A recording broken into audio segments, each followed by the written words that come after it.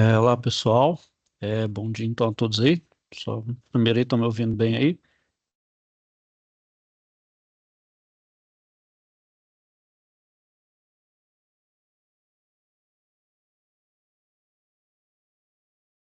Olá, pessoal. Estão me ouvindo aí?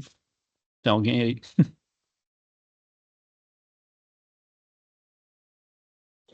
Professor, nós não Sim. estamos ouvindo. Não? Agora ouviu. Sim? Não, certo, né? Agora estão me ouvindo aí, né? Bom, pessoal, então vamos iniciar aí. Bom dia a todos, mas vamos aí mais uma aula da UC de Tecnologia Mecânica, né?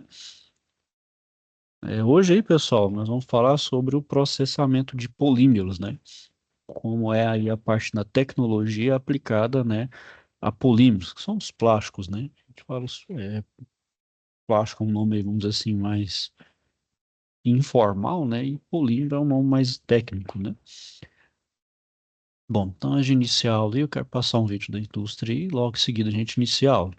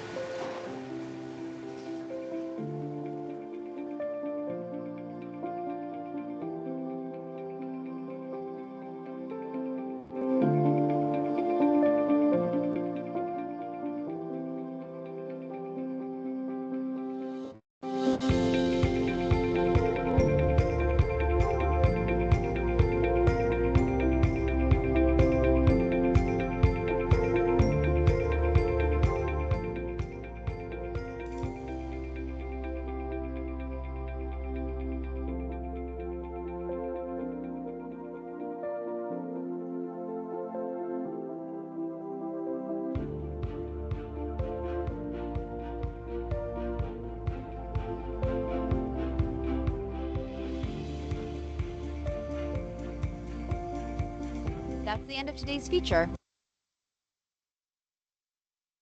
Então vamos lá, pessoal. Vamos iniciar aí sobre a parte da tecnologia em polímeros, né? Bom, pessoal, para eu selecionar, né, um processo aí para manufaturar um polímero, né? Vai ter alguns fatores, né? Então, polímeros a gente tem vários, né? A gente tem aqueles polímeros que são mais estruturais e são aqueles mais maleáveis, né? Então, uns são mais, vamos dizer assim, enrijecidos, duros, e outros são mais maleáveis, mais moles, né? Então, a gente tem aí o termoplástico ou o termofixo, né?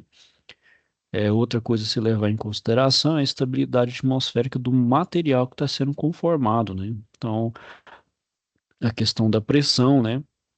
E também questão de ar, ou presença de ar ou não, enfim.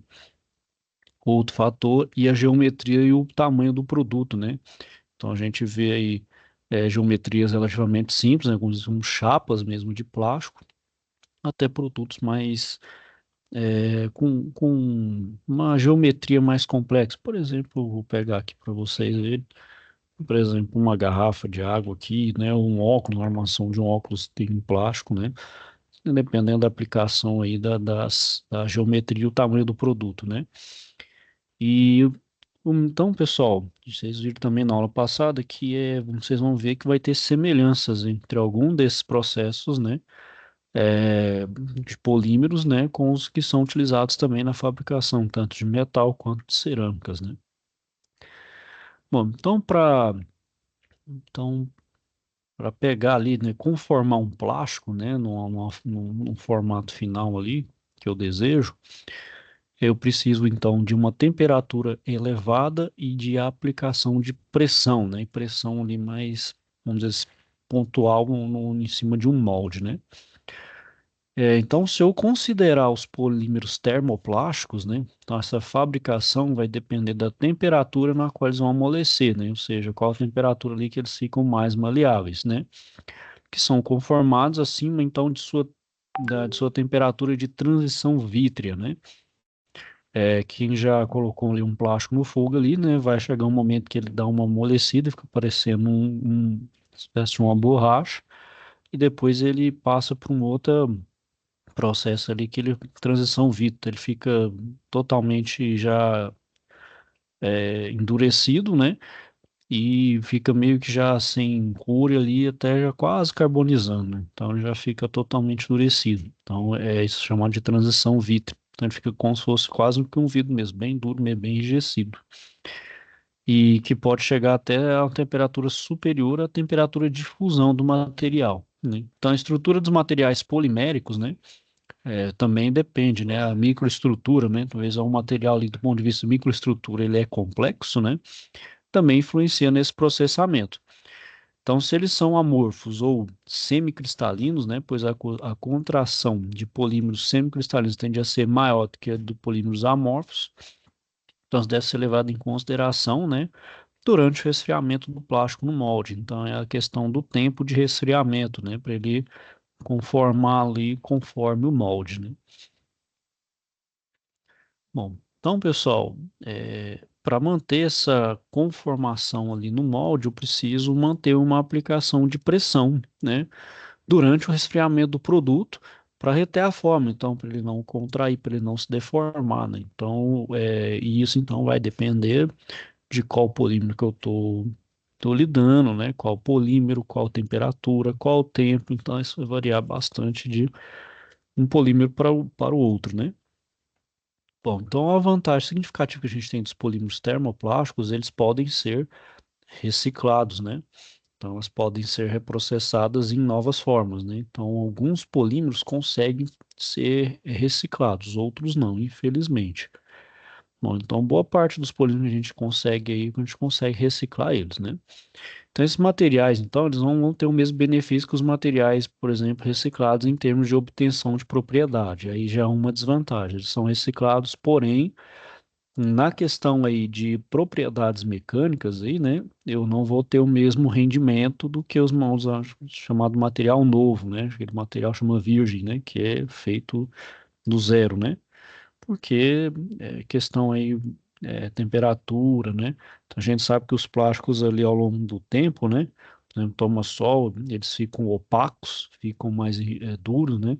Mais quebradiços, né? Então, de uma certa forma, ele perde, né? Ele acaba perdendo suas propriedades, né? Por exemplo, tomando em consideração com o alumínio, né? O alumínio você pode reciclar ele N vezes, né? Você pode reciclar ele, fazer todo o tratamento do alumínio, ele nunca vai perder o seu comportamento mecânico, né? Ao passo que isso não ocorre, por exemplo, com os polímeros, né? Principalmente os termoplásticos. E então, como eu falei, né? Os termoplásticos também, então, nesse caso, né? Por questão de perda de propriedades, vão requerer nessa adição de material virgem, né? Então, nunca processado anteriormente ao material reciclado durante o reprocessamento, e mesmo assim vai ter um decréscimo no desempenho do material. Então, os polímeros termorrígidos geralmente são processados em duas fases. Então, na primeira fase, vai ter então a preparação de um pré-polímero, né, que é um polímero linear, que é na forma de um líquido com baixo peso molecular. E a segunda fase desse processamento vai ser da cura, né? Então, no qual ele é transformado em produto final, duro e rígido, frequentemente em um molde com a forma do produto, né? Então a gente já sai do termoplástico e vai para o termorrígido, já são os plásticos chamados mais estruturais, certo? Então essa cura do plástico termorrígido, ele pode ocorrer então durante um aquecimento, né? Então posso aquecer ali de forma mais suave ou de forma bem sutil, ou pela adição de catalisadores, né? Que é, são aí produtos químicos ali que aceleram a reação, né? Diminui o tempo de reação química, né? E normalmente em condições de aplicação de pressão. Então, esse processo de cura, ele vai gerar essas alterações químicas e estruturais a nível molecular. Então, vai formar uma estrutura com ligações cruzadas ou em rede. Então, isso que dá, então, as propriedades de estruturais para esses plásticos termorrígidos, né? Então, eles ficam mais, estruturalmente mais fortes, né? Então, em comparação com os polímeros termoplásticos, né, os termorrígidos, eles podem ser extraídos de um molde enquanto estão quentes, né, pois já mesmo ali quente, eles já têm uma certa estabilidade dimensional, ao contrário dos termoplásticos, né, que precisa ainda ter um processo de cura, já que eles são mais maleáveis, né, a uma certa temperatura, para eles poderem chamar ali cristalizar, né, para ficar ali na estabilidade molecular, né. Bom, então, pessoal, como desvantagem, os termorrígidos, eles não se fundem, ou seja, você não consegue reprocessar ele. E então, com relação ao termoplástico, eles são difíceis de reciclar, praticamente impossível, né? Então, uma forma, né, de reciclar ele seria por a forma da reciclagem energética, né, que é ah, como uma forma de combustível, né, para os polímeros termorrígidos. Então, usar ele como combustível para obter tanto energia térmica quanto elétrica, né?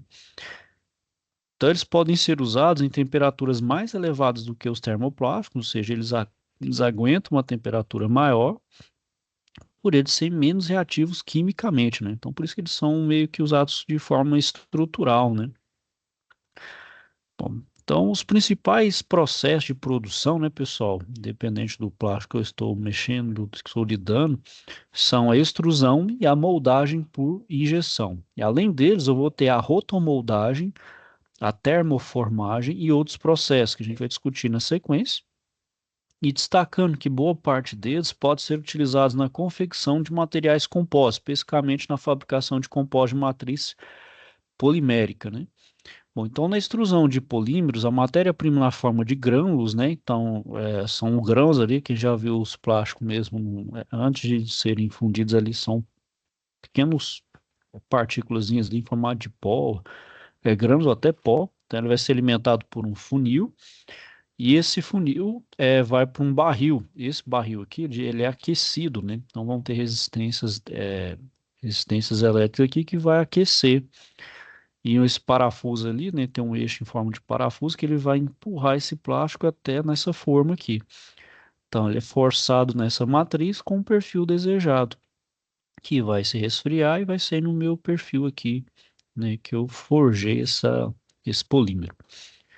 Então, a rosca extrusora, né, a gente chama de rosca extrusora, ela é dividida em zonas ou seções relacionadas às respectivas funções. Então, tem a zona de alimentação, né, na qual a matéria-prima é movida do funil de alimentação e é pré-aquecida por aquecedores. A gente tem a zona de compressão ou transição, em que o material é fundido, né?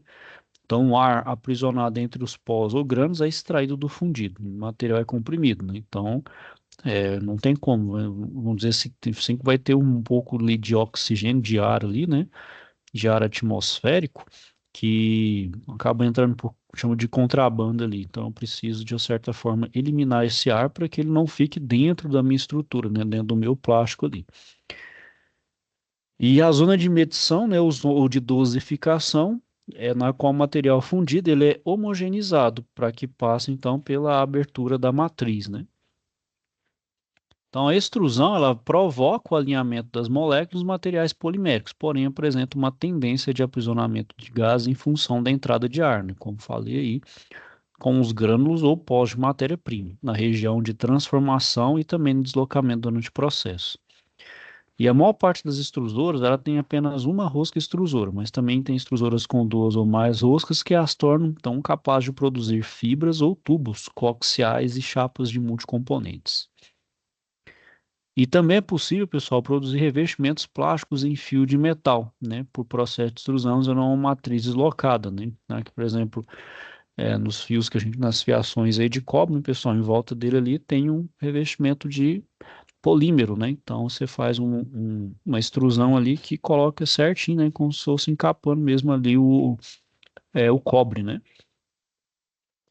E para obter incremento nas taxas de produção, né? Para tornar então um processo mais produtivo, então eu utilizo uma matriz com vários furos, né? Se eu quiser estiver fazendo filamentos ou qualquer outra coisa do tipo, eu aumento ali o número de saídas na minha rosca extrusora. Então, um processo, né, o moldagem por injeção, né, pessoal, o mais utilizado nele é similar à fundição sob pressão, muito similar aí dos metais. Então ele vai consistir no aquecimento dos grãos do material polimérico, né, e na sequência utiliza uma rosca que apresenta as mesmas zonas do processo de extrusão. Então ele força o material sob pressão para dentro da cavidade de um molde. Então, além dos polímeros termoplásticos, ele pode ser empregado na fabricação de produtos de polímeros termorrígidos, elastômeros e também os seus compostos, né? Então aqui a diferença agora, pessoal, que agora ao invés de sair aqui direto, ele vai ter um molde aqui, né, onde eu vou fazer o produto conforme o meu molde aqui, né. Bom, então nesses polímeros termorrígidos, a cura vai ocorrer enquanto o material está sob pressão. Então, ao mesmo tempo que está na pressão, ele vai ter a cura, né, onde ele vai endurecer, ele vai enrijecer, né. Nesse molde aquecido vai resultar em ciclos com tempos mais longos do que para os termoplásticos, né. Então, vai exigir um pouco de tempo maior de cura dos termorrígidos em relação aos termoplásticos, né? E quando dois componentes de uma usina termorrígida, de uma resina, perdão, termorrígida são injetados em uma câmara de mistura e posteriormente injetados em um molde em alta velocidade, né? Para que ocorra então a polimerização e depois a cura, vai tratar do processo de moldagem por injeção reativa. Esse processo chama MIR, né? Ele pode ser aplicado para acrescentar material em fibra fragmentada de carbono ou de vidro, durante a mistura, produzindo materiais compostos. Outro exemplo de aplicação está na produção de materiais espumados, né, que possui então uma película sólida. Bom, o tempo de ciclo do milho, então, depende do tamanho do produto, mas é consideravelmente superior aos tempos da moldagem por injeção de termoplásticos. Bom, então ele é uma variação da moldagem por injeção, né, o MIR, tratando de um processo usado para produtos com machos pré-inseridos no molde antes da injeção ou injeção simultânea de materiais poliméricos, né, similares no mesmo molde. Então, de forma geral, a moldagem por injeção ela permite um bom aproveitamento do material e a produção de componentes complexos, né, de uma geometria complexa com alta precisão. Porém, né, a flexibilidade do processo, né, ela vai ser limitada a moldes específicos e tempo de preparação da máquina injetora. Então, por exemplo, se eu faço vários produtos de plástico aí, em uma grande variedade, ela vai, por exemplo, aumentar o tempo de troca, né? Então, eu vou ter que precisar de uma pessoa fazer a troca é, fazer um troca desse molde, né? Então isso vai limitar, né? Se eu quiser fazer rápido e um grande volume, eu vou ter que diminuir bastante essa variedade de produtos, né, que eu tenho disponível, né, vamos dizer assim, no meu leque ali de opções, né? Bom, e então os custos de ferramental e equipamentos são elevados, pessoal. Isso considerando porque o molde tem que ser feito em um metal, geralmente é um metal nobre, um metal mais caro. O nível de precisão do molde para fabricar é alto, né? E então o custo é muito alto, né? Tem que se levar em consideração isso. Então, para cada molde, eu tenho que fazer uma geometria diferente. Então, eu vou lidar então com vários moldes, então são vários equipamentos ali, mais ferramental e equipamento de custo elevado, né? Então, é um processo econômico, né? Ele fica economicamente viável para grandes lotes, né? Geralmente para 20 mil peças ou componentes. Então, tem que se fabricar, se for em plástico, tem que ser numa altíssima quantidade para poder, então, gerar ali uma compensação financeira, né? Bom, o outro tipo de moldagem, pessoal, é por sopro, né? Muito parecido com o do vidro lá, né? Então, é o uso de um parison, que é uma pré-forma. Então, ele é extrudado ou moldado por injeção na vertical, descendente, né? Então, de cima para baixo, né? E na sequência, o molde é fechado e ar quente então, é soprado para dentro do parison, fazendo com que essa pré-forma se expanda e adquira, né, a forma da cavidade do molde. Injetou ali o ar quente, adquiriu a forma, a peça então é resfriada e ejetada e inicia o novo ciclo, né? Então a pré-forma, né, nessa moldagem por sopro com injeção, essa pré-forma então ela é moldada por injeção, depois transferida para a máquina de moldagem por sopro. Um exemplo típico aí, né, pessoal, as garrafas PETs, né? Então ele é um pedaço, joga ali no molde, né? Joga dentro do molde, fecha ali, né? Então o molde entra, o ar comprimido vai entrar, sopra e faz então a forma, né, de uma garrafa, no caso a garrafa PET, né? Bom, a outro tipo de processo é chamado rotomoldagem ou moldagem por rotação. Então, são pós ultra finos de polímero termoplástico, vão ser colocados no molde, mas vão ser aquecidos e girados, né? Então, vai ser girado de forma simultânea. E em função disso, as partículas vão se deformar e vão derreter sobre as paredes. Então, a parede tem que estar devidamente aquecida, né? Então, por exemplo, esse exemplo de produto que é feito por rotomoldagem é a caixa d'água de polietileno, que a gente vê muito aí nas casas, né?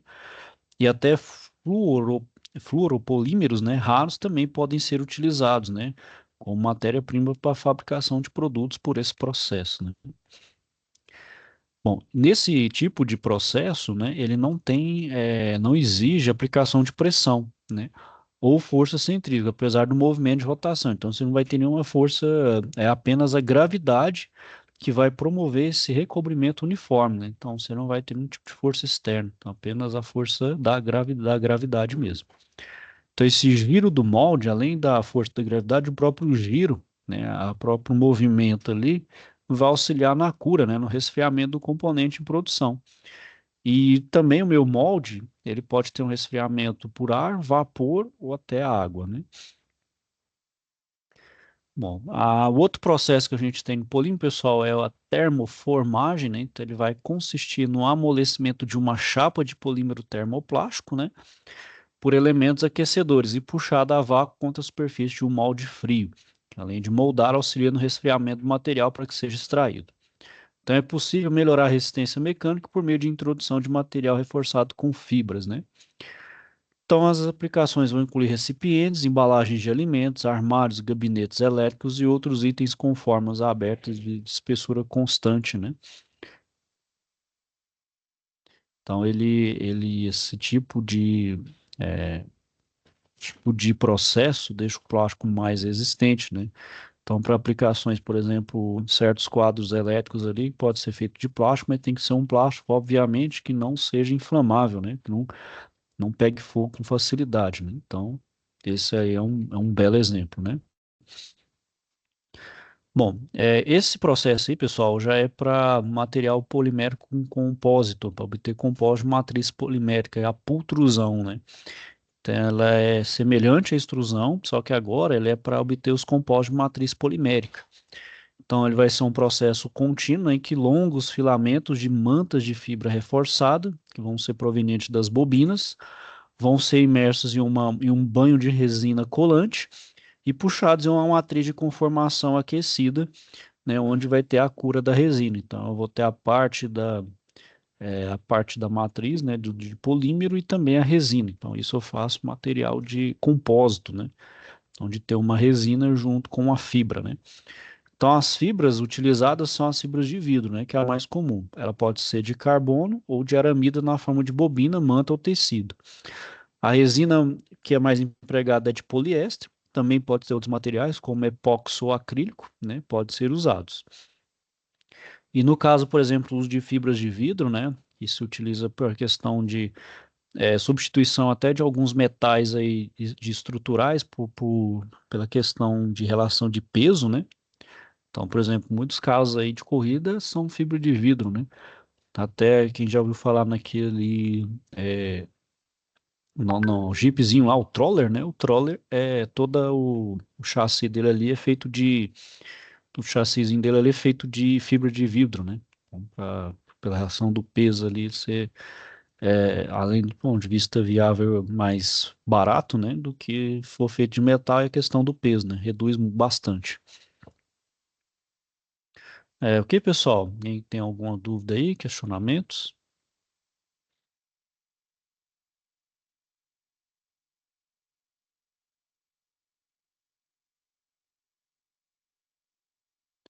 Tudo certo, pessoal? É, Certinho, sim, professor. pessoal. Então eu vou finalizar aqui por hoje. Caso tiver alguma dúvida, questionamento, não deixe de procurar, tá bom, pessoal? Então é isso aí. Desejar a vocês aí um bom dia. Fiquem então todos com Deus. Até a próxima. Bom dia para o senhor também. Tchau, tchau. Dia. Obrigada.